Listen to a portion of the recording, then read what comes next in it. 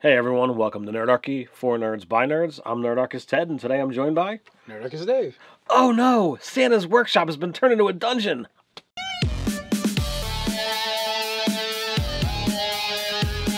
Jump down in the description below where you can sign up for Nerdarchy the newsletter, get weekly gaming tips, as well as learn how to game with us. Alright guys, in this video we're gonna go through and kind of show you how to turn Santa Claus's workshop into a dungeon.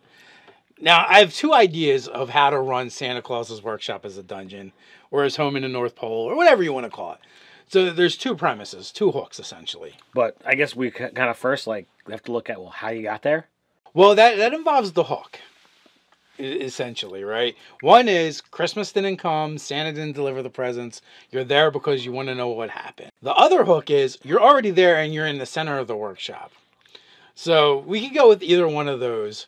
Or there's a bunch of in between, you could stumble upon it, you could just, you could fall through a trap door and now you're in Santa's workshop.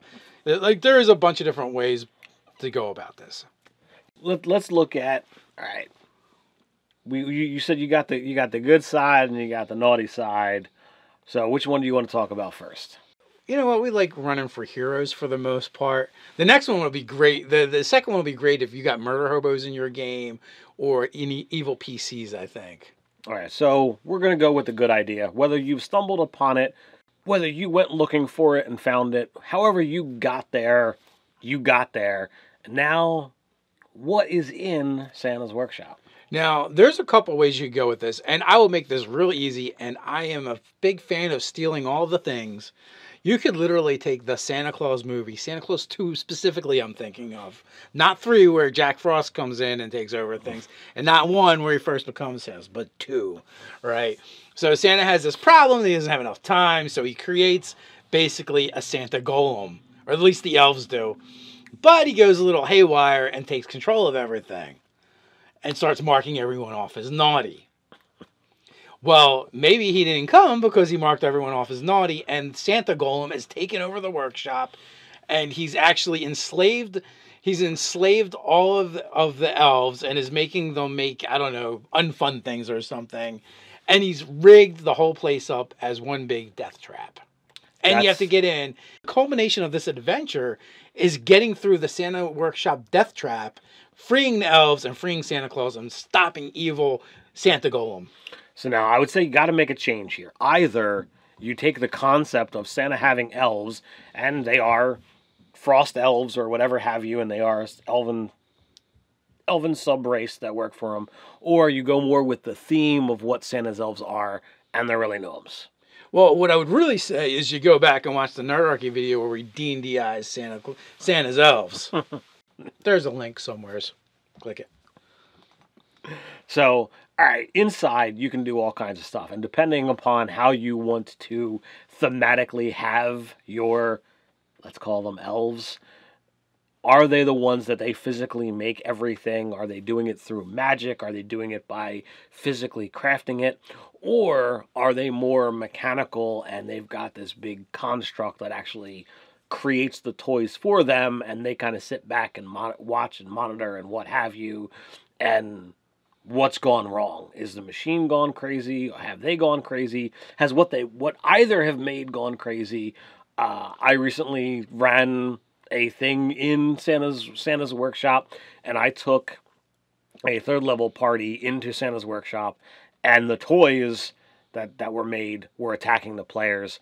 Totally just did a fast and dirty. I took the flying sword and said, poof, you're now a toy soldier. Poof, you're now a toy animal. And it's already a construct. It already had, its stats, and I ran with it. So that's absolutely something you could put in there. I could definitely see using a lot of traps and stuff like that, especially if you're saying that Santa's Workshop's recently retrofitted it. The gnomes could be mind controlled. And it's not really their fault. So, really early on, maybe you let your players know that this isn't their normal behavior. You can tell they're mind controlled because their eyes are glowing red. So they know they're the evil gnomes, nonetheless. Or maybe the gnomes have just been straight up been replaced with evil versions of themselves. And the real ones are locked up somewhere. They're gnomish constructs. It could be gnomish constructs. And they're evil because you can tell because the eyes are glowing red. That's right. Absolutely. Very important. And you can take your basic 5-room dungeon premise and just insert it, and you're just going to reflavor everything, kind of with a Christmas theme. You can attack them with different inanimate objects. You can use maybe animated garland and stuff like that. Candy canes. Or you could use flying carpet as garland. Toy mimics would work great. So there is definitely a bunch of things you could lift and just throw right in there, and have a fun holiday horror game, pretty much as they work their way through Santa's workshop, eventually overcoming evil Santa, and then freeing Santa and the rest of the gnomes. But as opposed to them going through a gory dungeon, it's going through a gaudy dungeon. Now, the other idea is that the players have actually found themselves on the naughty list, and they regain consciousness in a dark place. And through a little bit of exploration and what have you, they find themselves, in or on their way out of Santa's sack. A large crimson sack they crawl from, and they find themselves in the center of a death trap, basically. This is your classic holiday labyrinth set up by old Saint Nick himself. Or the more Krampus style. Right. And, that leaving coal and delivering toys, that's all fairy tales. Santa Claus, what he really does with the naughty boys and girls is he brings them back to his lair, puts them in the center of it, and they have to make their way out. And hopefully, if they do make it out alive, they'll learn their lesson. And now they will be good boys and girls. Perhaps if they don't make it out within a certain amount of time, they actually get trapped and become enslaved and are turned into Santa's elves. So how would you, use this in your game? Have you done something similar? Do you have a cool story you want to share? This is a great place to talk about that. Down in the comments below. While you're down there, don't forget to like, share, and subscribe. You can Patreonize us in a good way over on Patreon. So, until next time, stay nerdy.